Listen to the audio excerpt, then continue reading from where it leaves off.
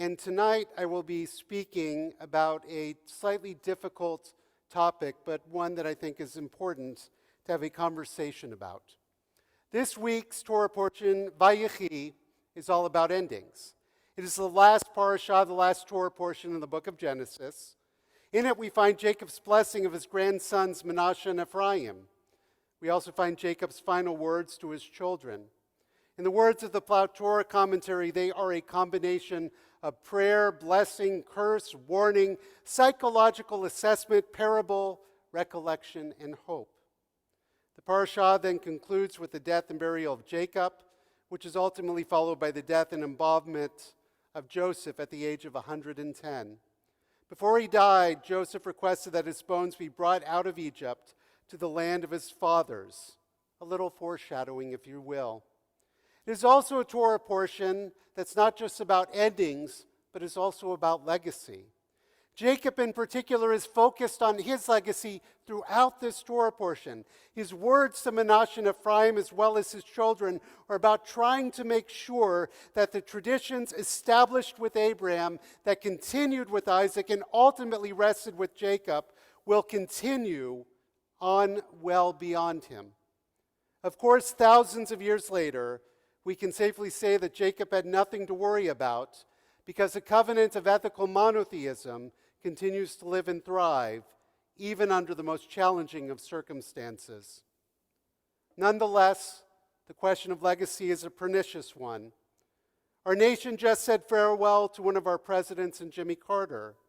As a one-term president sandwiched between the infamous exploits of Richard Nixon and his fall from grace, to the rise of the self-anointed moral majority and Ronald Reagan, Carter is more often remembered for what he did for the decades after he left office. But tonight is not about presidential history and the mourning of the longest-lived president in our nation's history. Instead, tonight I want to talk about another legacy.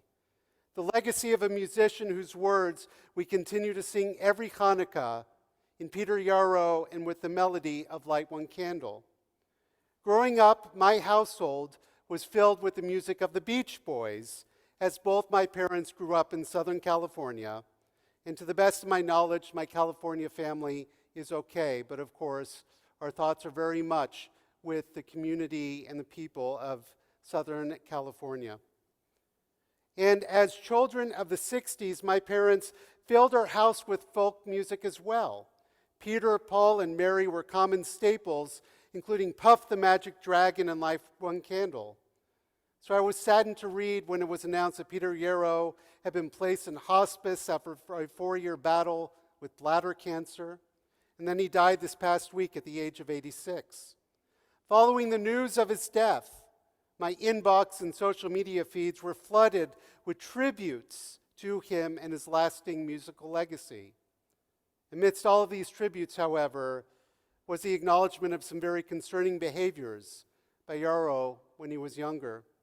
As it's stated in an article in Feller about Peter, Paul, and Mary, the band split in 1970, in part because they longed to go their separate ways personally and artistically, but also in part because of accusations leveled against Yarrow for taking improper liberties with a 14-year-old fan. Yarrow admitted to the crime and would end up spending 3 months in jail that year. Though he was pardoned by President Jimmy Carter in 1981, what he did would leave a dark shadow on his career and legacy until his death. Barbara Winter, the girl at the center of the case, said Carter's pardon felt like you got sucker punched in the gut. It's telling him, it's okay what you did, just don't get caught next time, if that makes sense. In 2021, the Washington Post shared that another woman had made allegations against Yarrow about an event from 1969, and that the singer settled the case. It was an era of real indiscretion and mistakes by categorically male performers. As Peter said, I was one of them. I got nailed. I was wrong. I'm sorry for it. When his performance at a New York festival was canceled in the wake of the Me Too movement in 2019, Yarrow did not fight the cancellation, calling the choice neither unfair or unjust. I do not seek to minimize or excuse what I have done, and I cannot adequately express my apologies and sorrow for the pain and injury I have caused, he shared in a statement to the New York Times. But at the same time, Yarrow was involved in any number of social justice causes. The trio marched with Martin Luther King Jr. not once but twice. They sang at the March on Washington. Yarrow was active in the effort to free Soviet Jews. He was involved in the anti-war movement, and in 2000 he was involved in an effort to combat school bullying. Yarrow helped to start Operation Respect, a nonprofit organization that brings to children in schools and camps a curriculum of tolerance and respect for each other's differences. The son of Ukrainian Jewish immigrants, Yarrow always credited Jewish tradition with helping to inspire his efforts, stating, "Jewishness means to live according to justice, and that's a burden. It means we have to form our own set of morality and values and live by them." And yet, for all the good he did or tried to do, he also left a tremendous amount of pain and hurt, especially to his victims and their families. I am not here to condemn Peter, but rather to ask the question, how do we view legacy, especially when the legacy is so complicated? As my colleague and friend, Rabbi Jason Rosenberg wrote, like most of us, I had no idea that Yarrow had a history of pedophilia and sexual assault until a few days ago. And when I did hear about it, I noticed myself almost instantly looking for outs for him. I immediately Googled a bunch, hoping to find at least some support for the idea that this was an unfounded rumor. I read quotes by him, hoping to find some sense that it was a one-time aberration and that maybe he wasn't so bad, and so on.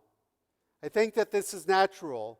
Part of it is good old cognitive dissonance. It's a natural human reaction to look for evidence and or rationalizations to back up our pre-existing views when we're confronted with something which refutes them. And that dissonance and the protective behaviors which follow are naturally going to be more intense when we've got an emotional attachment to our old views. I mean, who didn't love singing some of his songs?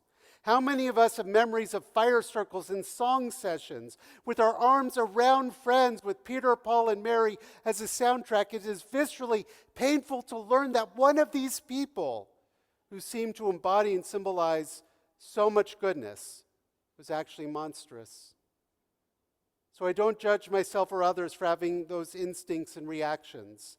They are, on a fundamental level, human reactions. But this is where I think my mindfulness training has been so valuable, because I've learned to watch my responses to moments such as this, and then be thoughtful and curious about them. And then try to be thoughtful and hopefully wise about how I deal with them and act on them. As Rabbi Rosenberg states, Peter Yarrow was a sex offender. That's a hard truth, but it is a truth. We can debate endlessly about whether he was truly repentant, whether he paid his debt to society, whether we should still enjoy his praise and music, and so on. I have strong feelings about all this, as you probably do too. Fine. But I'm trying to do my best to be honest with myself. If I choose to sing his songs, I'm singing the songs of a sex offender. If I praise him, I'm praising a sex offender. There's no way around that. I'm so sad about all of this, but so grateful to be able to see it clearly. And yet, as writer and commentator Sarah Tuttle Singer wrote, two truths can exist simultaneously. No matter how difficult they are to hold in tension, Peter Yarrow created music that shaped generations, inspiring a spirit of activism, compassion, courage, and hope. His work with Peter, Paul, and Mary became a cornerstone of my childhood, resonating just as deeply with my parents and grandparents. Songs like Light One Candle continue to stir something profound in me. Their message of justice and resilience, timeless and deeply moving. At the same time, I've recently learned his personal history includes actions that are profoundly harmful and morally indefensible, even monstrous. Reconciling the beauty of his art with the harm he caused is not easy, nor should it be. For me, the way forward lies in transforming this tension into meaningful action. I choose to honor the values of justice and care reflected in his music by supporting organizations that protect children, provide care and advocacy for survivors of sexual abuse. This is my way of grappling with the complexity of this legacy by contributing to a future where the vulnerable are safeguarded and those who have been harmed receive the care they need. His music is undoubtedly a blessing. Its beauty and power resonate deeply, inspiring generations. His memory, however, is far more complicated. But we have the power to ensure that the damage he caused to a young girl so many years ago is neither forgotten nor overlooked. Instead, let it serve as a catalyst, as a reminder to our responsibility to protect the vulnerable and to work tirelessly to create a world where no one is left in harm's way. The very notion of legacy is a complicated concept in our tradition. When it comes to eulogies, to chesed, we learn it is a great mitzvah to eulogize the deceased appropriately. The mitzvah is to raise one's voice, saying about him things that break the heart in order to increase crying and to commemorate his praise. However, it is prohibited to exaggerate his praise excessively. One mentions his good qualities and adds a little. If the person has no positive qualities, say nothing about him. We live in a world where we find more and more often struggling to be in tension with the art and the artist. In the secular world, there are examples like Michael Jackson and Kanye.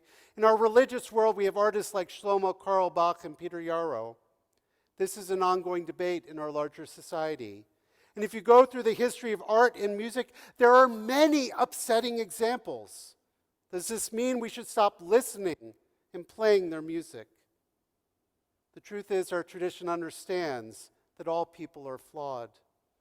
We still recite the attempted curses by Balaam, who was hired to curse the Israelites whenever we sing Ma Tovu. As Barry Leaf teaches in Neshama, Elisha ben Abuya is the only rabbi in the Talmud who became an apostate. He rejected Judaism. Yet several teachings remain in his name in the Talmud. And there are probably more teaching of his that are found in the Talmud just reported in the name of his students or colleagues. The rabbis didn't want to lose the Torah because they weren't thrilled with the idea of celebrating this particular teacher. And according to at least one commentary, death is the final atonement for sins. And yet, we do not know if there was a single act of teshuvah. In addition, Yarrow cannot defend himself or his actions any longer. So where does this leave us?